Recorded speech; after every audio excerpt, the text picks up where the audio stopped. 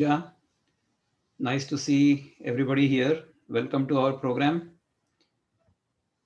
It's always nice to see you every other Sunday morning, and we try to take up certain topics of our interest.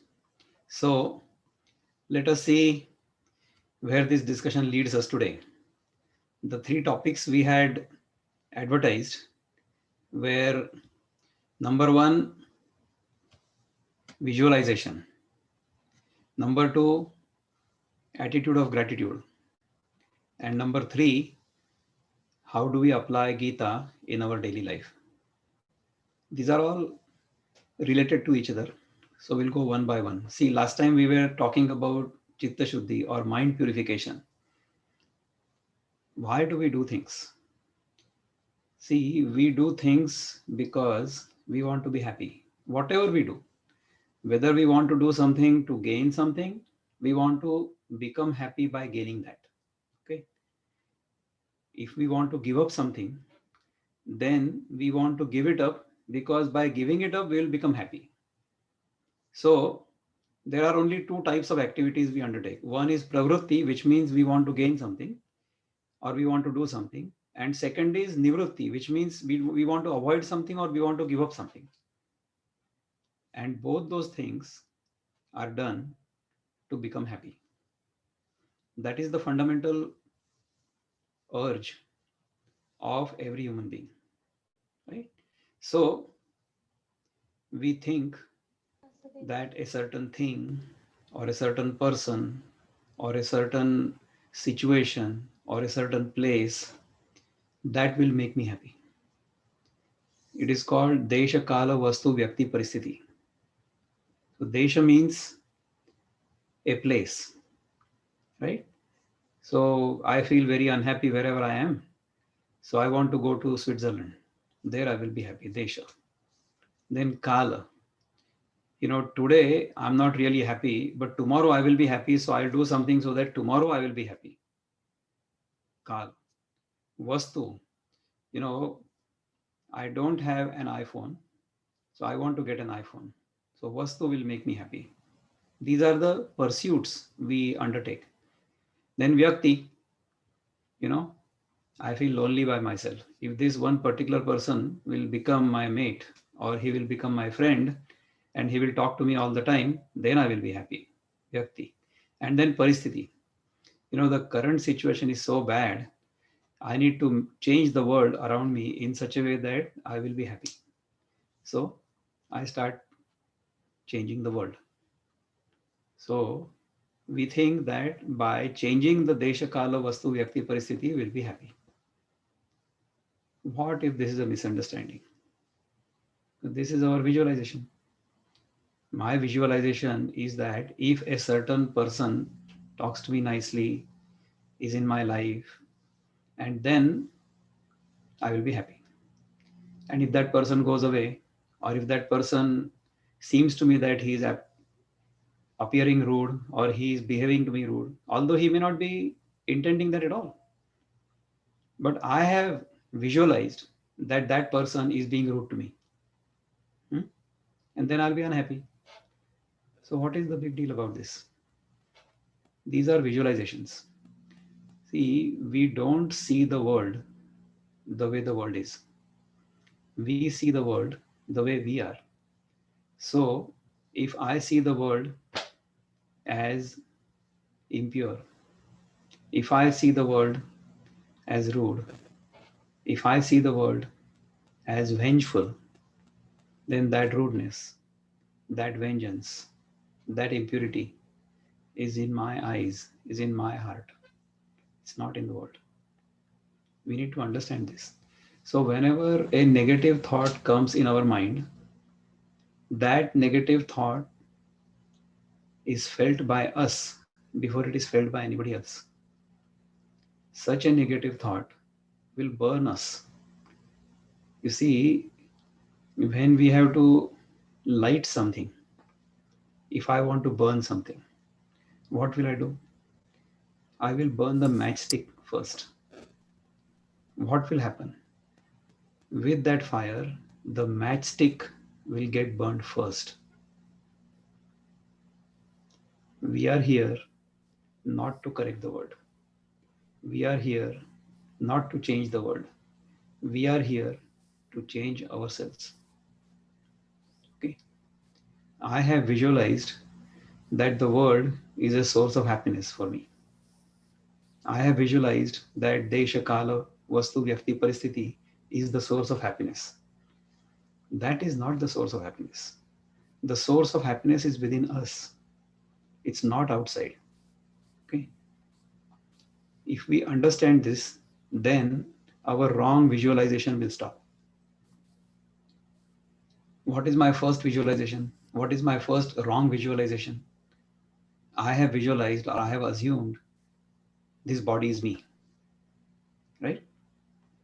From the beginning, from day one, from our birth itself, from the birth of this body, the time from which this body came out of the mother's womb, from that time onwards, we have been told, see, even when I was a child, I'm sure my mother would have taken my hand in her hand and then she would have touched my chest and she would have said, Vikram Konta, ha ha ha. And who is Vikram? This is Vikram. Which means what? Vikram is being taught that this body is Vikram. Right? So that is the first visualization we do. The little child doesn't know whether he is the body or not. The little child does not have any imagination that this body is the child. Okay. But we do that to every child, which means that every person is born or at least being taught that the body is me. That is the first visualization. Whether that is correct or not, we don't know. Okay. Then the second visualization is I am a different entity. I am a different person. I am a different soul apart from you. That is the other visualization, isn't it?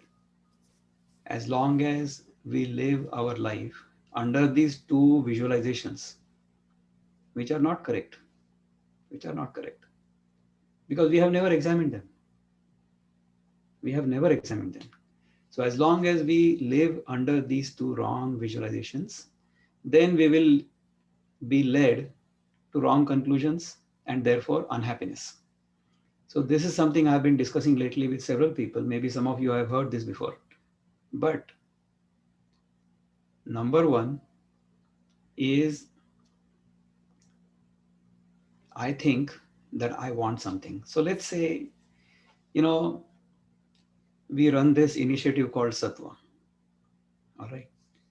In Sattva, what we do is we bring participants or participants join us and we tell them that, okay, for the next 30 days, you be with us. Okay. In these 30 days, we will work together on detoxifying your body. Okay. When we detoxify our body, our mind also gets detoxified. Okay. So our program is from diet purification to mind purification to realizing who we are. Okay.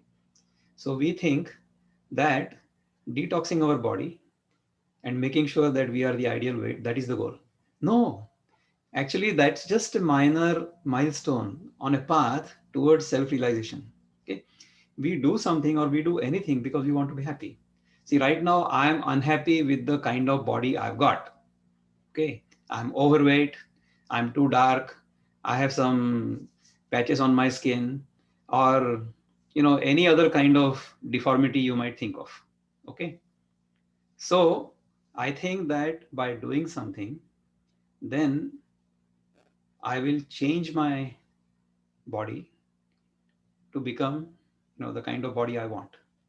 But then the fundamental error in our understanding is that I'm the body, but that's fine. See, as long as I think I'm the body, I will do anything and everything to please the body or to make sure that the body remains in a state of comfort or a state of ease.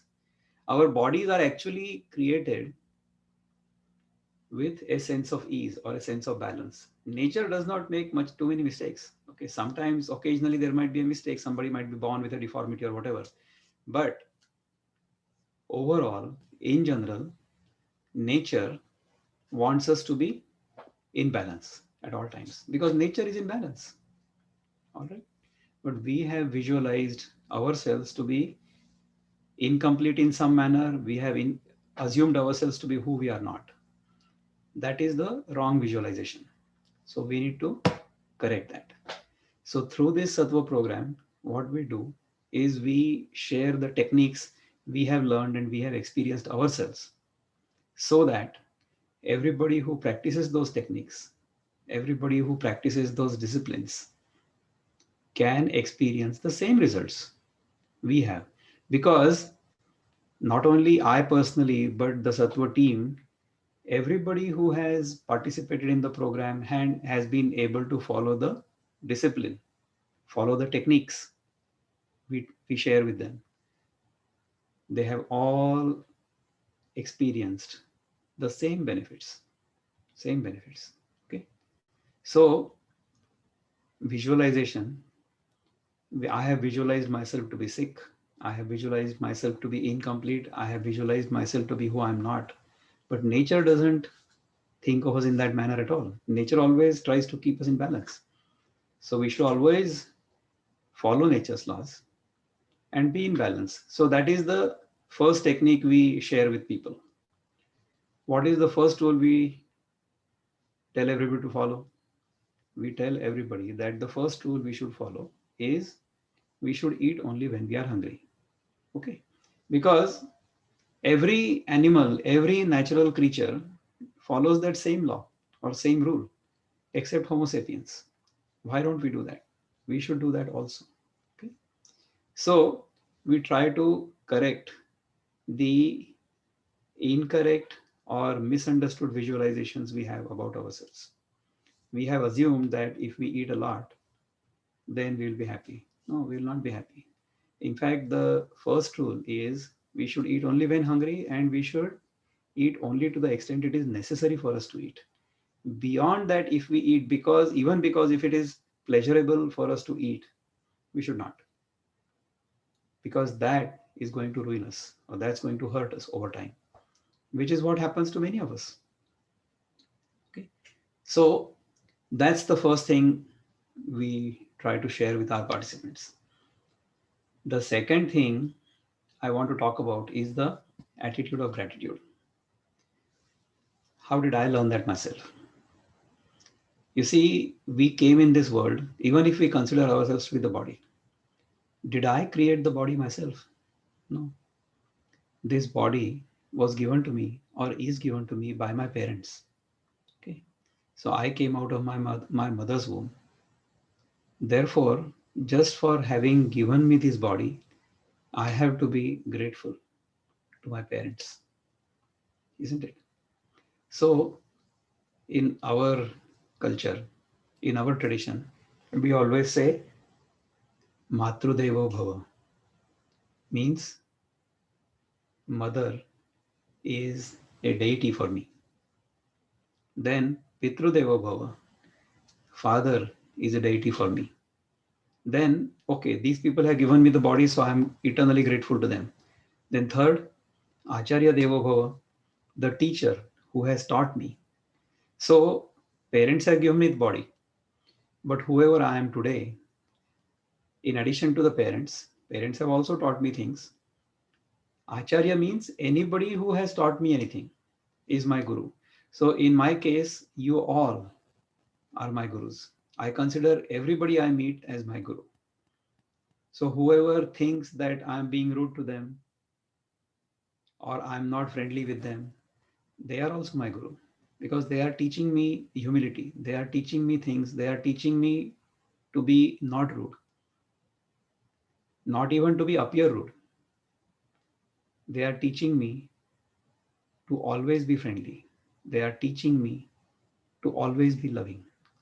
So those people are my greatest gurus, and I consider them to be my greatest gurus. Whether they consider me to be their guru or not, I don't know, but that's okay. So Acharya Devo Bhava. And then fourth is Atithi Devo Bhava. Atithi Devo Bhava means anybody who comes to our house unannounced. Atithi means they have not taken an appointment, they have just shown up. Tithi means date and time. So anybody who comes to our house unannounced, without telling us, that person is an Atithi. So that is Deva Bhava. Why? Because in our tradition, in our spiritual tradition, we consider that the entire creation is divine. Everything here is completely pervaded by the divine. ईशावास्यमिदं सर्वं यत्किंच जगत्यां जगत् तेन त्यक्तेन भुञ्जीथा मा घृतः कस्य स्विद्दनम्. This entire creation is completely divine, is pervaded by divine. And everybody, everything, every creature is the manifestation of the divine. So those of us who are in the mode of bhakti or who are in the mode of devotion and they always pray to God that, hey Bhagwan, mujhe darshan do. Hey Lord, please appear before me. Okay. He can take any rupa or he can become anybody, right? So the person who has come to my house, maybe that person is divine. Why should I not suspect, or why should I not think that that person is Bhagavan? I should always suspect that whoever is coming in my life is divine. Once I live in this manner, then I will always live with a sense of gratitude. Now, secondly, look at how am I sustained? Okay? How am I sustained? I'm sustained by the food I eat. Did I produce that food? No. Some farmer has produced the food somewhere in some country, and then another person has transported that food from there to my grocery store. And then the grocery store is actually open for me to go and pick it up there. So the person who is running the grocery store is also helping me. So the farmer is helping me, the transportation agent is helping me, the grocery store operator is helping me, isn't it? Only then I go pick up the food, it comes to my table and I eat, right? After that, the food goes into my stomach. But am I digesting it? No. Nature is digesting it. So I have to be grateful to nature also. So the gratitude is towards parents. The first gratitude is towards parents. The second gratitude is towards the society that is sustaining me. And the third gratitude is towards nature, because nature is sustaining all of us. Unless natural laws are conducive, food will not even grow. The farmer doesn't grow the food, the farmer only sows the seed in the ground. And then nature's laws take over. And then through those nature's laws, food will grow. So, therefore, my gratitude has to be towards my family, towards my society, and towards nature. When I am grateful to all of them, then I remain humble. Okay. Once I remain humble, then I will have the attitude to learn. The person who is arrogant cannot learn anything. Only the person who is humble will learn something. So, even in this program, we have all gathered here with a sense of humility, with an attitude of humility, with an attitude of gratitude, so that we can all learn. And I'm not here to teach you, I'm here to learn along with all of you. All of you. All right. So, these are the two different topics I wanted to talk about. And then the third is, how can Gita help us in our daily life? See, Gita is the manual of practice, which contains not only knowledge about who we are, but also the ways in which we can reach that goal. So it's a complete manual of living, manual of practice, with which we will achieve complete fulfillment. Complete fulfillment meaning there will be absolute absence of misery, and there will be absolute presence of bliss and joy and happiness. Okay. So, what is happiness? Happiness is an overall sense of balance, peace, and equanimity. We are all searching for that all the time. In whatever endeavor we do, in whatever we do, if we feel tired, we feel like sleeping, because by sleeping we'll be happy. If we have slept enough, then we feel like getting up, because if you keep on sleeping after you've had enough sleep, then that sleep will not really make you happy. You will feel like getting up. Okay. So whatever we do, small things, daily mundane things, we do because we want to be happy. Okay. We think mistakenly that if we gain something, okay, then we will become happy. So for example, let's just say, we'll say some money. I want to get $1 million. That is my desire. Okay. So I have assumed, or I have visualized, that without those $1 million, in some way I'm incomplete and I'm unhappy. Okay. So until I get those $1 million, I'm unhappy. I'm in a state of tension. When will I get the $1 million? When will I get the $1 million? Then I will become happy. That's my visualization, isn't it? Okay. So until I get the $1 million, then until then I'm unhappy. Okay. Now I get $1 million. Let's say I got the $1 million. Then what? Then I'm worried that I have to pay taxes. Then I'm worried that I have to keep it secure in some locker or some safe place so that nobody will steal it. Which means what? First, I had the desire for something. I was not happy. Then I got the desire fulfilled. But even after the desire was fulfilled, I was unhappy because I was afraid that I will not be able to sustain it. So, first yoga and then kshema. Both of them, I'm unhappy, right? Then, thirdly, if that thing disappears or somebody steals the $1 million, then I will be super unhappy. What have I learned from this experience? I have learned that the thing I thought, I visualized would make me happy is actually the cause of my misery. So, whichever thing I think is going to make me happy is the cause of my misery. That is exactly our story. All right. So, the things we think are going to make us happy are the very things we are going to that are going to make us unhappy. Okay. So, initially, we think that we are this body. So, therefore, whatever is related to the body, we try to pursue that.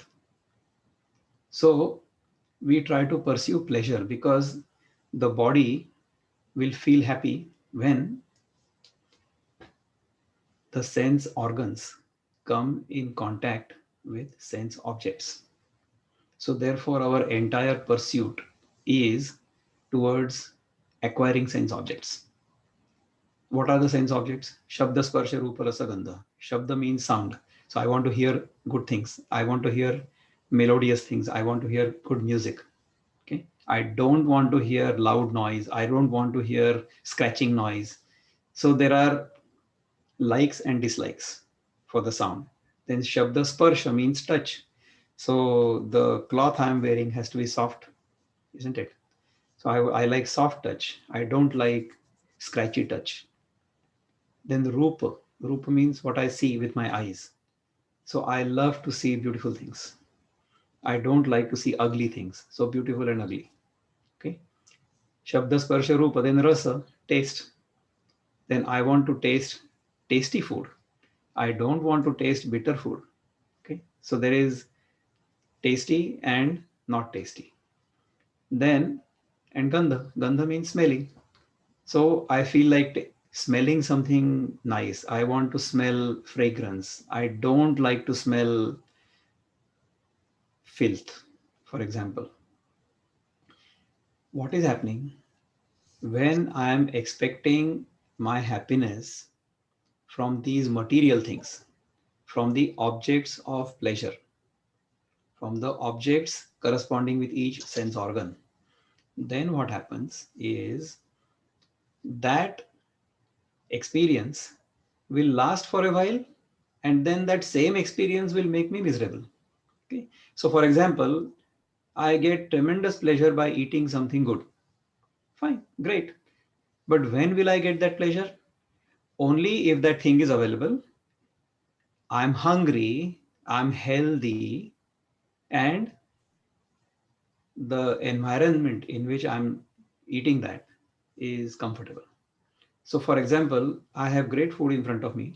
I'm hungry, I feel like eating, but at the same time, I get a message from somebody that one of my close friends has got into an accident. Will I feel like eating that? No, because the environment in which that food needs to be enjoyed, that environment doesn't exist. So, a lot of things need to come together for happiness to manifest itself in that action. And the happiness doesn't really happen because of that thing. So, for example, I may like mango, but somebody else may not like mango. So, if mango were to make me happy, then the mango should be able to make everybody equally happy at all times. That doesn't happen. No, forget about other people. That same mango does not make me happy if I keep eating the mango. So, the first mango is wonderful, it's tasty. The second mango is also okay, maybe. The third mango is not as good as the first and second. The fourth mango is even lesser, and the fifth is even lesser, and the 10th mango will be definitely miserable because I'll probably throw up all 10 mangoes. That's what will happen. So therefore, the thing I have imagined would make me happy is actually the cause of misery. So this is the first pursuit. That pursuit is called kama or pleasure. Okay, and all of our pursuits, initial pursuits, are for that, because we want to please our senses. So that is the first thing. Secondly, once we understand that this pursuit is not going to give me lasting happiness, then I start looking for more. Then I start pursuing those things that will make me happy longer. So those pursuits are related with our mind, because the mind will remain in a state of happiness much longer than the body. The body will remain in a state of happiness for a while, and then it will become miserable if we keep doing the same thing. Okay, if we overdo something, then the same thing which was giving us happiness or pleasure will make us miserable in no time. All right.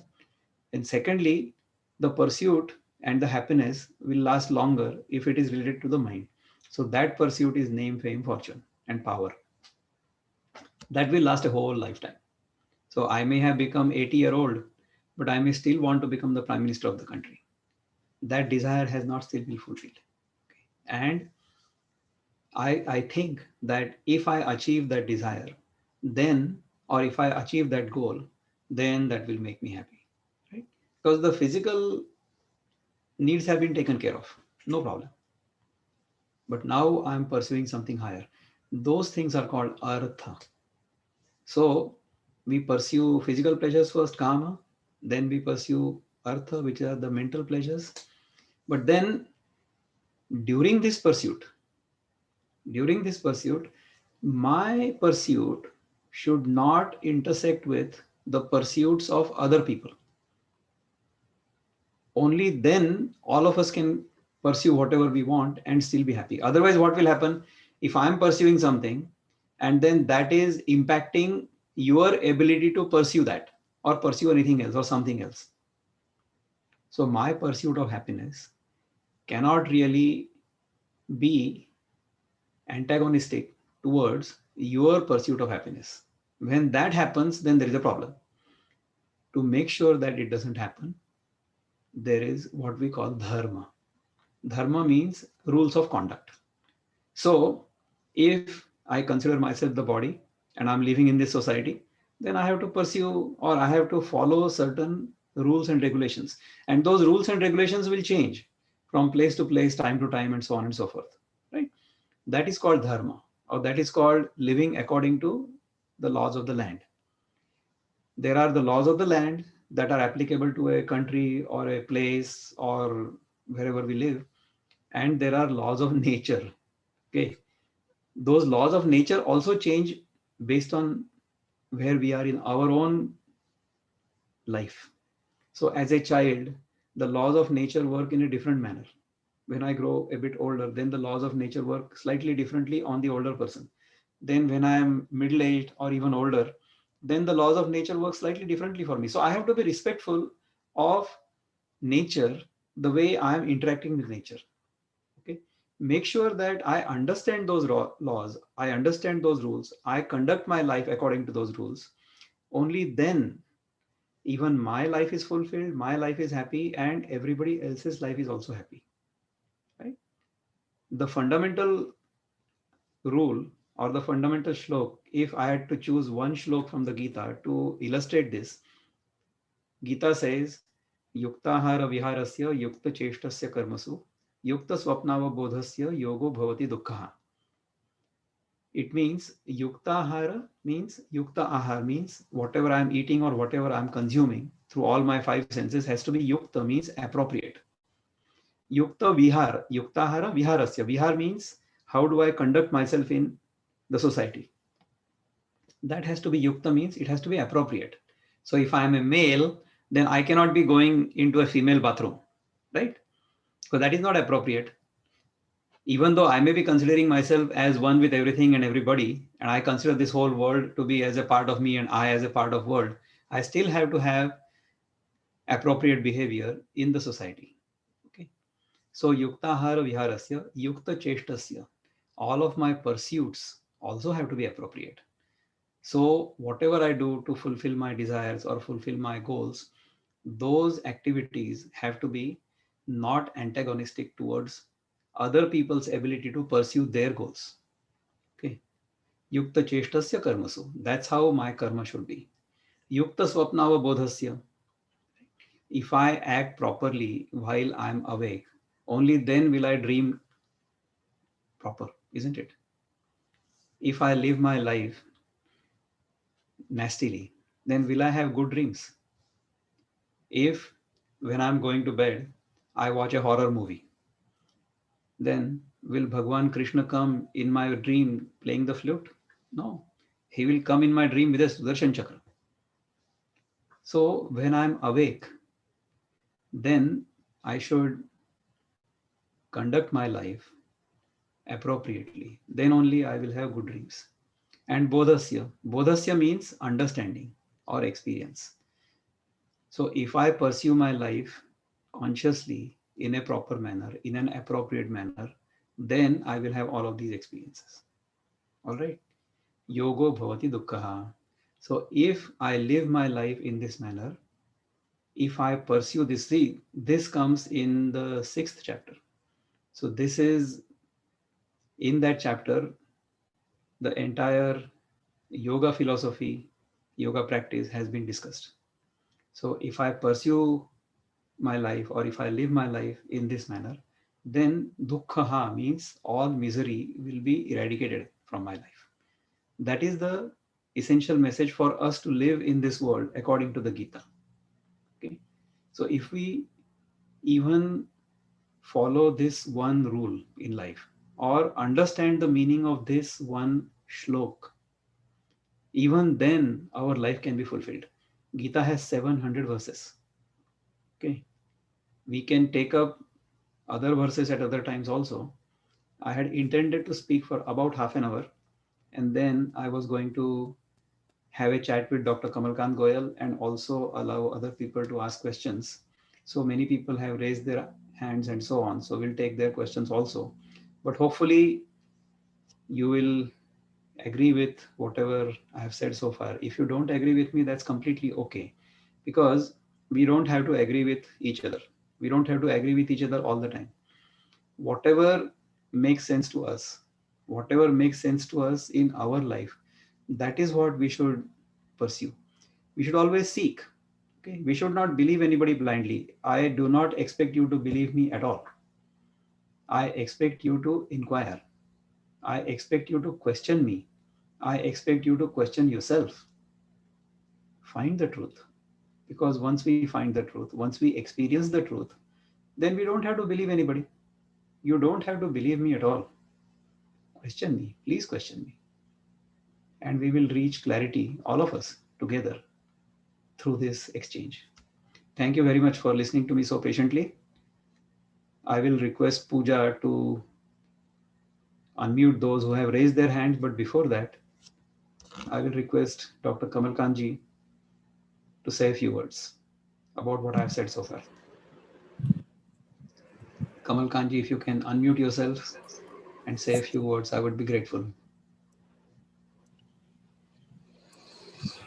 Your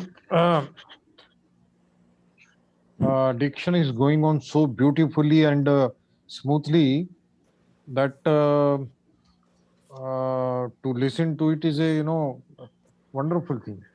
So I cannot say beyond this. You are already uh, saying all appropriate things about visualization, attitude of gratitude. Wonderful. Thank you so much, Kamal Kanji. ये आपका बड़प्पन है. नहीं, ये हकीकत है. चलिए, whoever had raised the hand, I think I saw a hand from Vinayak Degwekar first. So Vinayak, if you want to ask a question, Vinayak Degwekar, if he could be unmuted, would be good. Pooja, can you ask Vinayak Degwekar to unmute? Let me see if I can find him. I'm doing that. Great. I don't see him connected to the audio, so I'm not sure. Okay, so then maybe I don't know how to do it. Eka Pillai has raised hand, so why don't we unmute Eka, please?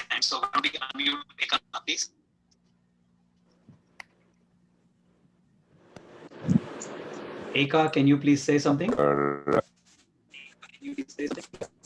you hear me? Yes, but very faintly. Please go ahead. Yes. Very faintly. Go ahead. Yeah, thank you so much for this great wisdom that you shared. I have one point to say. Like, if you read the Bhagavad Gita, one of the very important elements that caught me is the way Krishna talks with confidence. That he always says, "Listen to me, and you don't have to listen to anybody else. Follow me, you don't have to follow anybody else." And this, according to me, is one of the leadership skills, which gives the confidence of the follower. Like, I am a corporate trainer, and I train a lot of people, and in fact, very senior people also, when they come across us training. Mr. Pillai, I was unable to hear you well at all. Unfortunately, I'm not able to hear you. Okay. So what I would request is if you can kindly Is type it your... now? There's a lot of echo. You can probably type your question in the chat box. Those people who are not speaking, can you please mute yourself? Those people who are not speaking, can you please mute yourself? Yeah, is it any better now? Yeah, a bit better. Why don't you ask your question once again? Yeah, a bit better. Why don't you ask the question once again? I know you have a better bandwidth. Go ahead, please.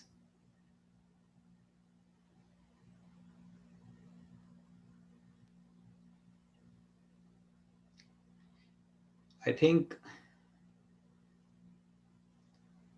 it might be better if you type your question.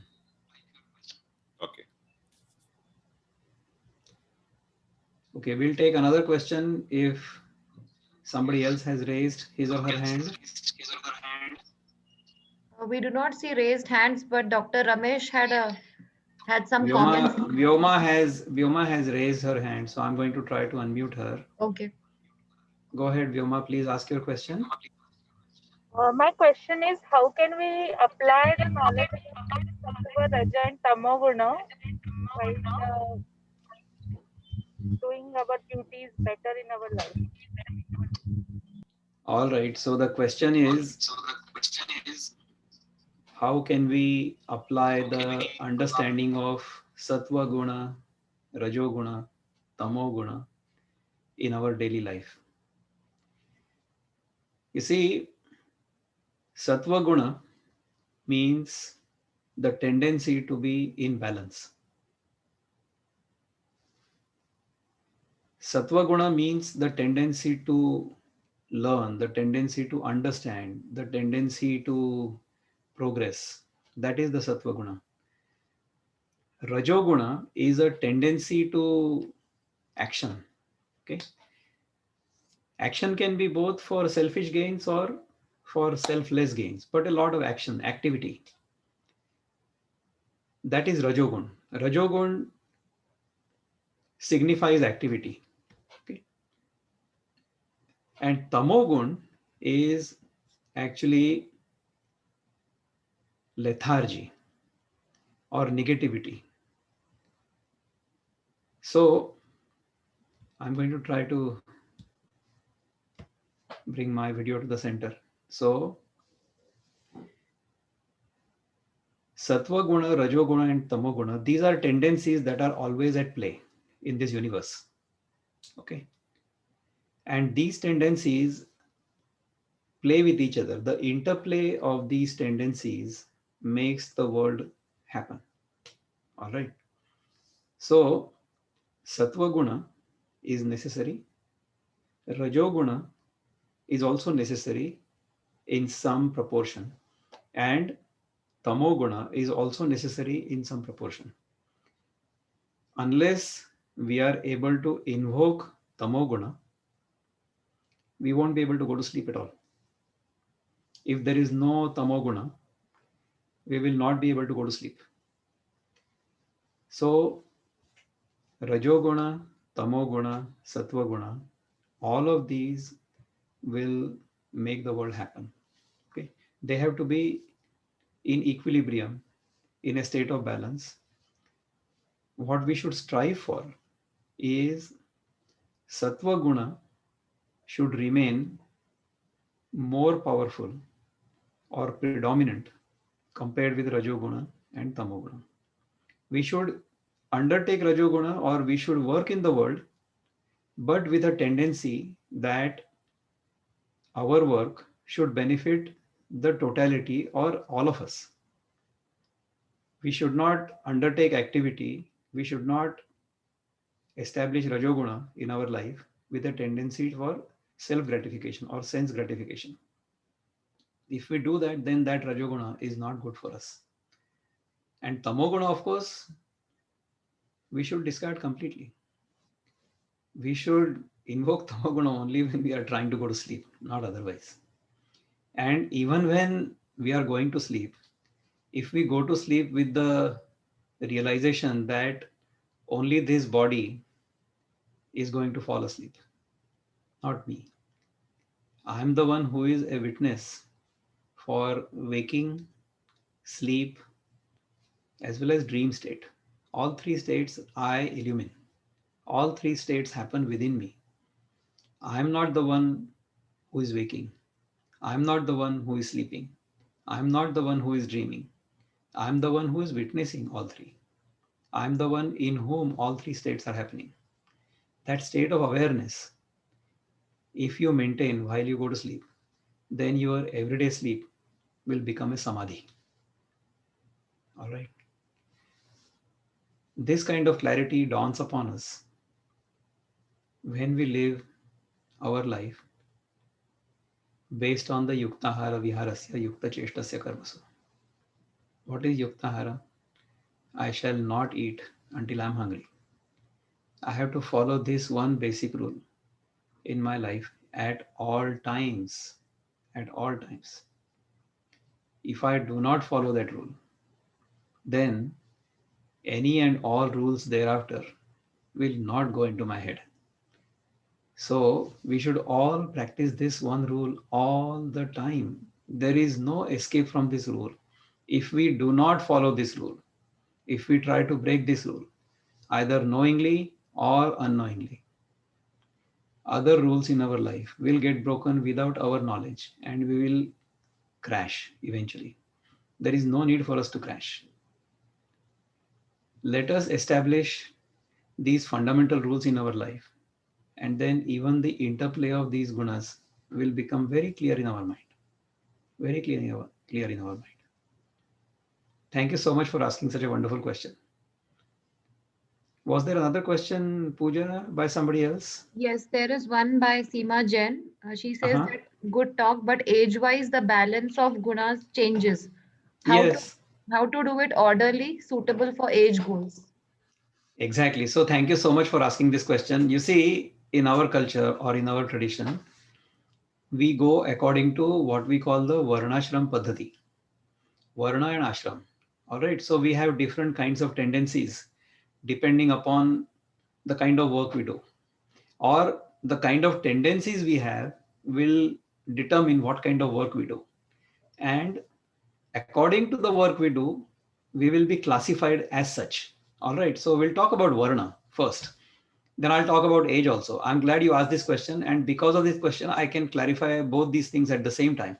So Varna means Varnana or classification. That does not mean color. Varna does not mean color. So you are black, I'm white. That is not right. Varna means the kind of tendencies I exhibit in the work I do. That will determine who I am. So therefore, if the Sattva guna is predominant, then the person will exhibit tendency to learn, tendency to do good things, tendency to not indulge. Those kinds of things will be exhibited naturally by that person. Such a person exhibiting such kind of tendencies and pursuing that kind of work is called a Brahmana. Okay. Another tendency is Rajoguna, right?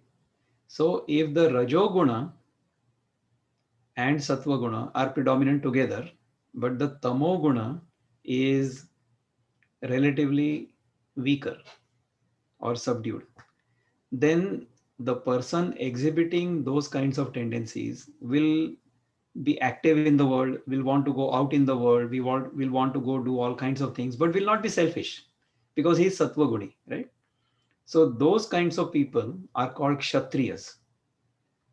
They will be administrators, they will be rulers, but they will administer the country or rule the country with the benefit of everybody in their mind, not abusing their power and trying to increase their power and try to stick to power. That's not something they will pursue. That's not a Kshatriya. Then, if the Rajoguna and the Tamoguna are predominant, but the Sattva Guna is not that predominant, then that person will exhibit Vaishya qualities. Vaishya means transactional attitude. So if I do something for you, what will you do in return for me? That is a transactional attitude. So I will be active in the world, but I will want to do the activity for selfish gains. That kind of activity or that kind of personality is called a Vaishya.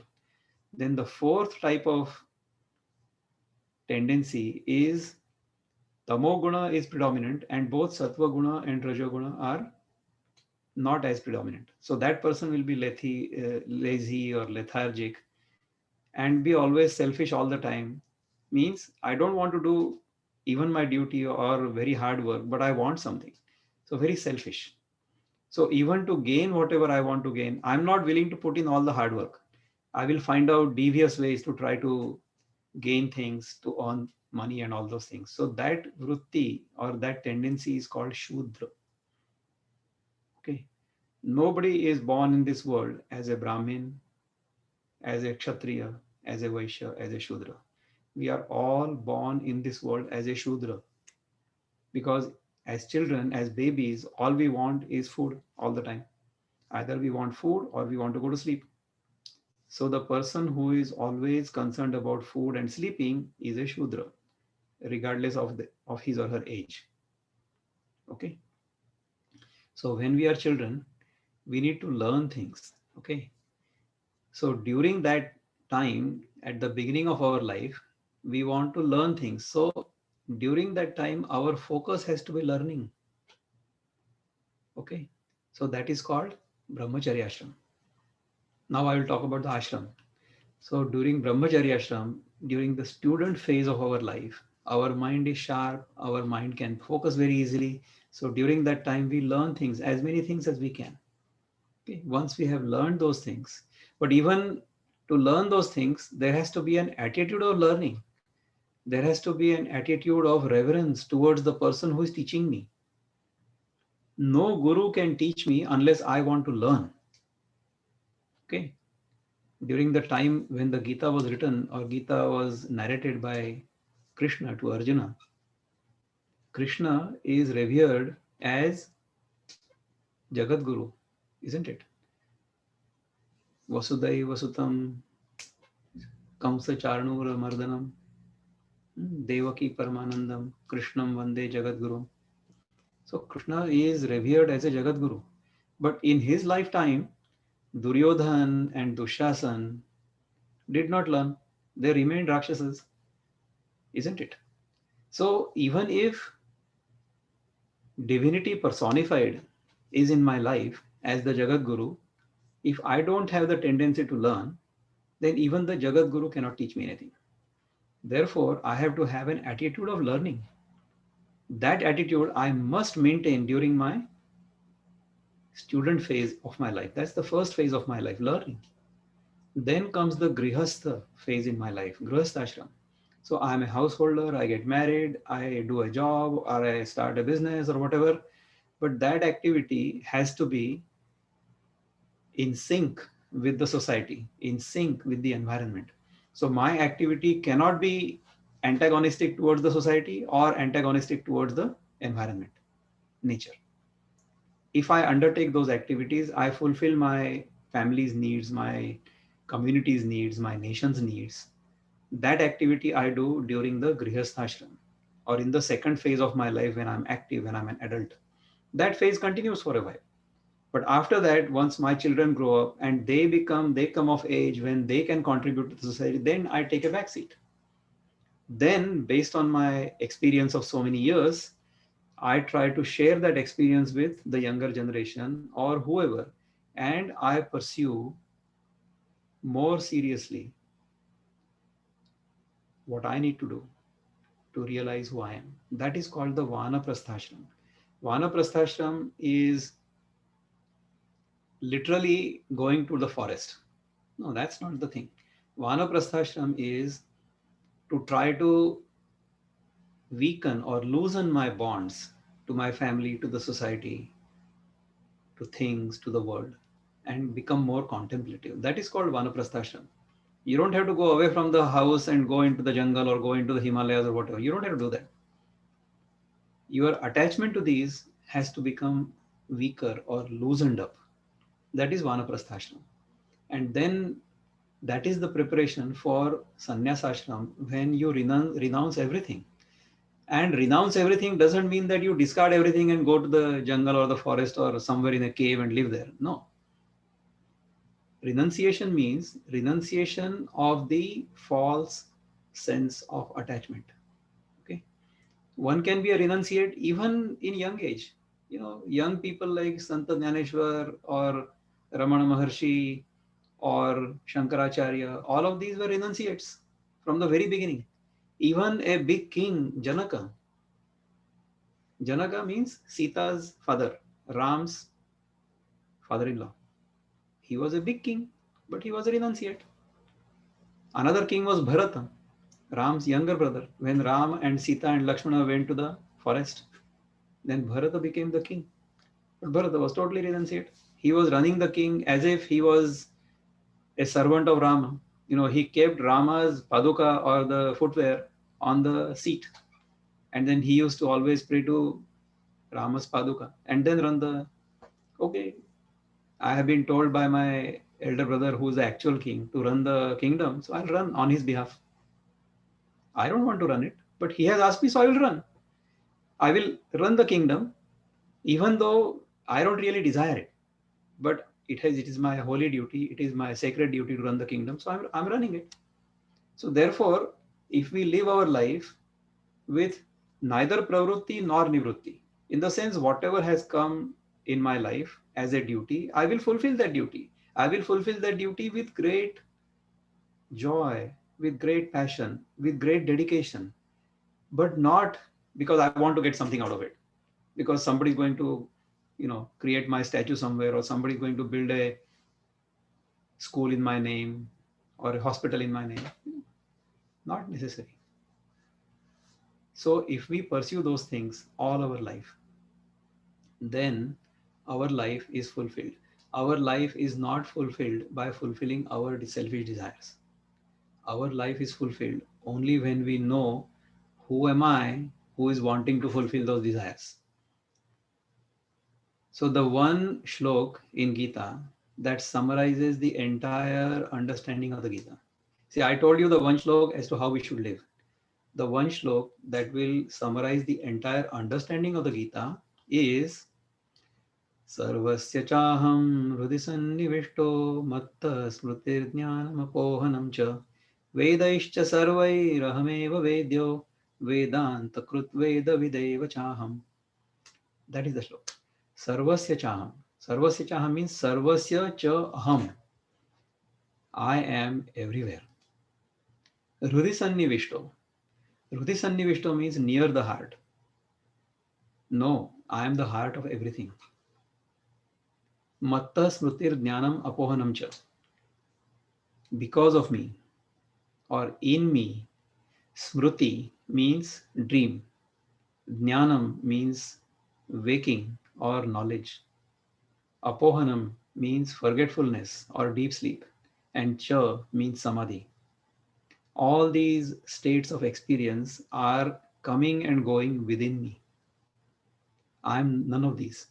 I am neither the waker, nor the sleeper, nor the dreamer, nor the person in samadhi. All these experiences are coming and going in my experience. Okay, I am constant. I am all pervasive. I am infinite. I am eternal. Sarvasya chaham hృది సన్నివిష్టో మత్త స్మృతిర్జ్ఞానమపోహనం చ वेदैश्च सर्वैरहमेव वेद्यो वेदैश्च सर्वै aham eva vedyo. All the Vedas are unanimously declaring that aham eva vedyo, I am the one worthy of knowing. Okay? I should know myself. Who am I? Vedanta krit means I am the one who has created the Vedanta. I am the one who has created the knowledge that is in the Upanishads. Okay? Vedavid eva cha aham. Vedavid eva cha aham. Vedavid means knower of the Vedas. I am the knower of the Vedas. I alone am the knower of the Vedas. If we understand this, if we live our life in this manner, then our life is fulfilled, which is the 15th verse of the 15th chapter. Iti guhyatamam shastram idamuktam maya nagha etad buddhva buddhiman syat kritakrityascha bharata. Iti guhyatamam shastram. This is the secret, most secret. Guhyatamam, the deepest secret. Guhyatamam shastram, secret knowledge. Idam uktam has been narrated by me. So Bhagwan Krishna is saying, he does not say that I am telling you this. No, no, this is being said by me. Idam uktam mayanaga. Mayanaga means the one who is blemishless. This knowledge can be understood only by the one who is blemishless. Who is blemishless? The one who is constantly working on purifying himself. That is the reason we do this Sattva program. Sattva program is a cleanup program. So you clean up your body first, then you clean up your mind next, so that in this clean body and clean mind, some words of wisdom will sink in. Otherwise, they will get stuck. Right? Iti guhyatamam shastram idam uktam maya nagha etad buddhva buddhiman syat. If I understand this in this manner, kritakrityascha bharata, I will be completely fulfilled. Completely fulfilled. It is my wish and my prayer that all of you will find this fulfillment in your life and be happy always. Thank you. Okay, 1 hour gone of pure bliss. It is happy hour. I'm not recording this anymore. So if you have any questions, I'll be happy to stick around for another 10 minutes. But otherwise, So everybody is there free is to a leave. question from Mr. Ika. I think he couldn't ask earlier, so he's typed the question. He's saying, why are we saying we are not born as Brahmins or Kshatriyas? Even now we apply this discrimination everywhere. We are not divided by nature of work we do. So is it not the other way around? We have to act like what we are born as. A Brahmin should preach, right? And No, Kshatriya no, protect. no, And no, no. yeah. I disagree with you. I'm so sorry. See, what you are getting confused between Varna and Jati. Okay. The family in which I'm born is called a Jati. It is not called Varna. Okay. So I may be born in a so-called lower Jati, but I may still have tendencies of a Brahmana. Brahmana is not by birth. Brahmana is by attitude and activity. Okay, I may be born in a Brahmin family, but if I act like a Shudra, then I am a Shudra. All right.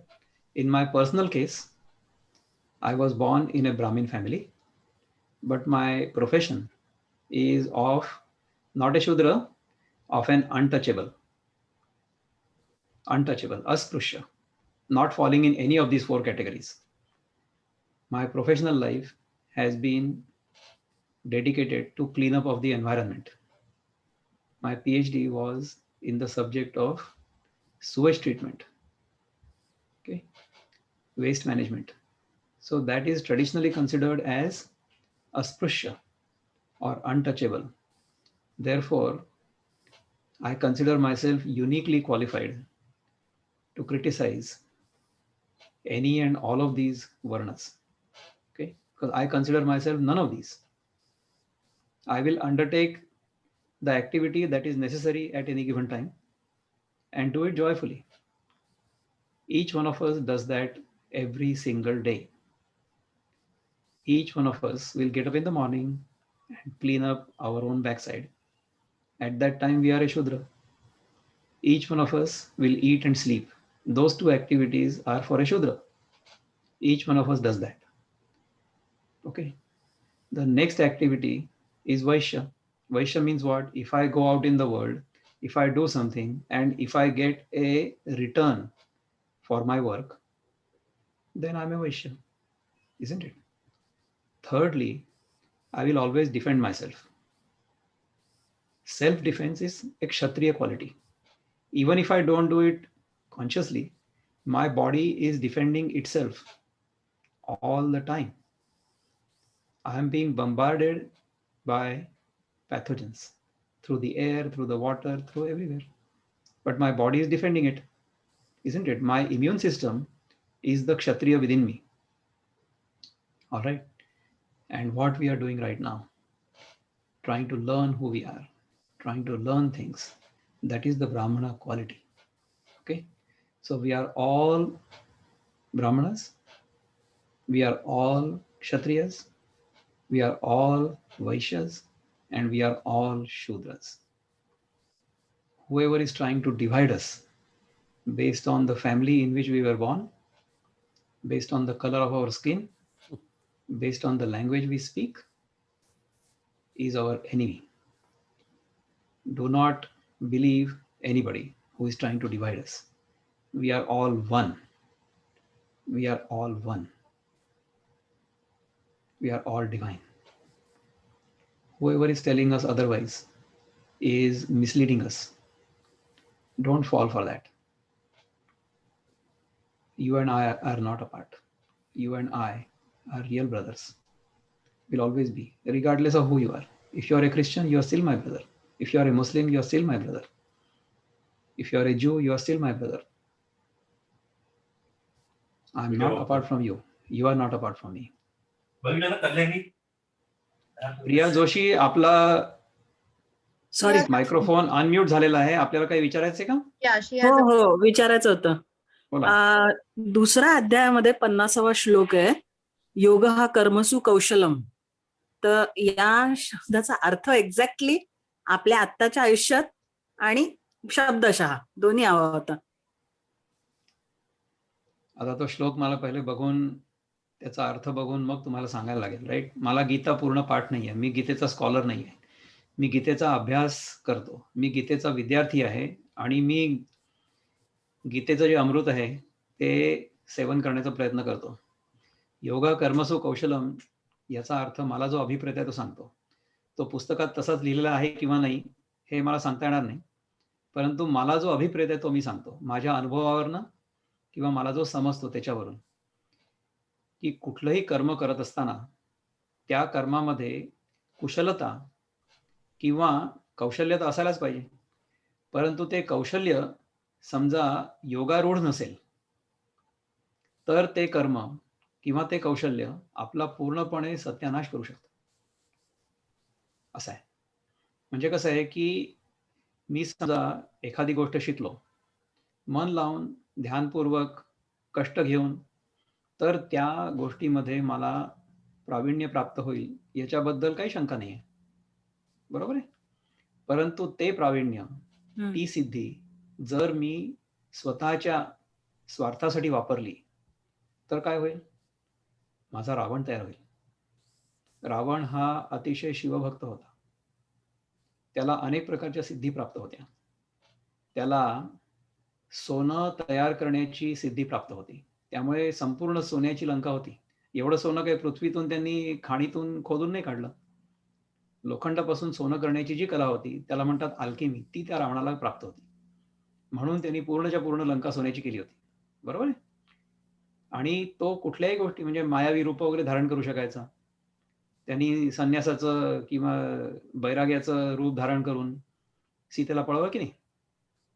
अशा प्रकारच्या सगळ्या प्रकारच्या सिद्धी त्याला प्राप्त होत्या. परंतु ही दुसऱ्याची जी बायको आहे ती मला हवी आहे असं डोकं फिरलेलं. त्या सिद्धीचा काय फायदा? योगा कर्मसु कौशलम या श्लोकाचा अर्थ असा आहे की कर्मामध्ये कौशल्य जरी असलं तरी सुद्धा आय हॅव टू बी योगस्थ. म्हणजे योग म्हणजे काय की मी आणि तू याच्यामध्ये फरक नाही. मी आणि तू ह्याच्यामध्ये जर फरक असला तर मग मी तुला कसंही वागवेन, मग मी तुझ्यावर अत्याचार करेन, मी तुझा छळ करेन, मी तुझा भोग घेईन, कारण की मी आणि तू ह्या दोन गोष्टी मी वेगळ्या मानल्या. हे चूक आहे. हे चूक. हा So if चांगला you प्रश्न विचारला. if you thank you. can, sir, say the same answer in English or Hindi, that will be nice. Okay. एक मिनिट, मी म्यूट करते, मला अनम्यूट करते. आता माझं ट्रान्सलेशनचं जे कौशल्य आहे ना ते मला पणाला लावायला लागेल. सो योगा कर्मसु कौशलम, what does that mean to me? It means that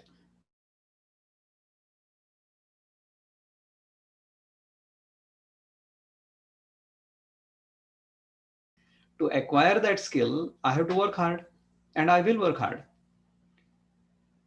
But if I'm not immersed in yoga, if I do not act in a spirit of yoga, then that same skill can ruin not only the world, but also me.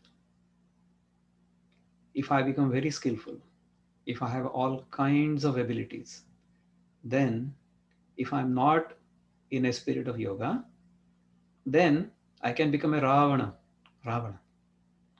Ravana was a great yogi. Not yogi, but he was a great, what should I say, tapasvi. All right. So he had done a lot of tapasya or a lot of effort in acquiring a lot of siddhis or a lot of capabilities. With that capability, he was able to transform himself into a bairagi or a mendicant. And he fooled Sita and trapped her and then caught her and then brought her back. Okay. Even though I had all these abilities, I was a tapasvi, I was very dedicated to acquiring these capabilities. I worked very hard, but I'm not equanimous. I have considered this world to be an object of desire, an object to fulfill my lust. Okay. Then what will I do? Then I will try to grab and grab and grab. Incidentally, Ravana had the capability to turn iron into gold. That is why he was able to build an entire country out of gold. His entire Lanka, we have heard the expression Sone ki Lanka, Lanka of gold. So did he mine all the gold from the mines and then purify it? No. He converted the iron he had into gold. That's why he built the entire country of gold. That kind of siddhi, that kind of capability he had. But he was selfish. He was thinking of him and the world. And the world is something to be enjoyed. If I have that tendency, then if I have the capability, then with that capability, I will destroy the world and I will destroy myself. That is what will happen. So in order to not do that, we need to have a sense of yoga and a spirit of yoga. Yoga means there is no distinction between you and me. You and I are not apart. You and I are one. There are no differences. The differences are apparent. The differences are not real. We need to understand this. Only then our karma and kushalata will be useful to us. Otherwise, both of them will become the cause of our destruction.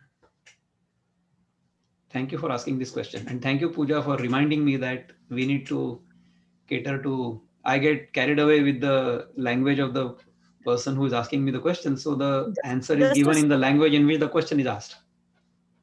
Just a small ह्याच्यामध्ये असं म्हणता येईल का की giving our efficiency to God म्हणता येईल ना. हे पहा, गीतेमध्ये Gita is like a multiplex or a shopping mall. You will find whatever you need to find in the Gita. All right. Gita is an open book as a manual of practice. Wherever we are in terms of our own spiritual evolution, whatever our level of understanding is, that is what Gita will teach us. So if I'm in a mode of service, then Gita will appear to me as Karma Yoga Pradhan. Okay? If I'm in a spirit of devotion or bhakti, then Bhagavad Gita as it is, Bhakti Vedanta, that is what I will understand from the Gita. If I'm contemplative, if I want to learn about who I am, then Gita will be Jnana Yoga Pradhan. Depends upon where I am in my own spiritual journey, Gita will give me the answers I need. That is why Gita is a wonderful manual of practice. Okay.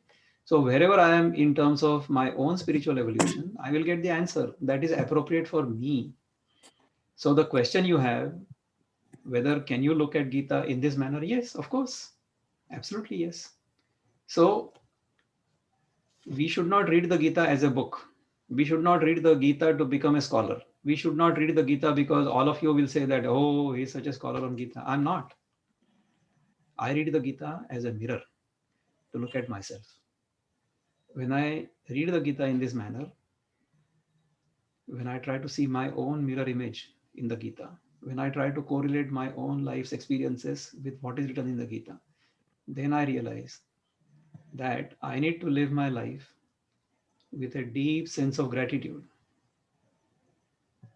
dropping my wrong visualizations, integrating the entire message of Gita in my life as Yukta Hara Viharasya, Yukta Cheshtasya Karmasu, Yukta Swapnava Bodhasya, Yoga Bhavati Dukkhaha, and realize who I am. Vedaischa Sarvair Ahameva Vedyo. That is the message of Gita. Thank you. Right, sir. There's one last question that we can take. That's from Kunal. Kunal, you want to ask your question? Yes, ma'am. I want to ask my question. Hello, sir. Actually, you know what happened today? So I had planned to do some activity.